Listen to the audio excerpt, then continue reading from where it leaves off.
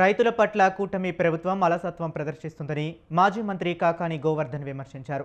మాట్లాడితే రైతుల పక్షతని అని చెప్పుకుంటున్న సీఎం చంద్రబాబు వారికి కావాల్సిన యూరియా దిగుమతి విషయంలో నిర్లక్ష్యంగా వ్యవహరిస్తున్నారన్నారు.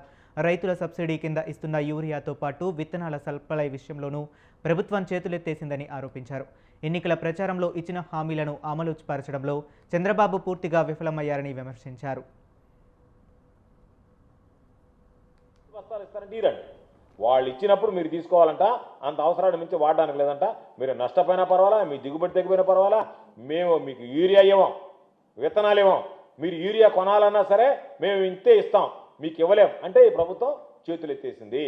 రైతులకు సంబంధించి మరలా యూరియా ఇక్కట్లు రాబోతున్నాయి. ఇప్పటికైనా ప్రభుత్వం కళ్ళు తెరిచి రైతుల అవసరాల మేర మీరు యూరియా సప్లై చేయండి. జగన్మోహన్ రెడ్డి గారి ముఖ్యమంత్రిగా ఉన్నప్పుడు ఇటువంటి తొక్లక్ పనులు చేయలేదు, ఇటువంటి పిచ్చి చేష్టాలు చేయలేదు.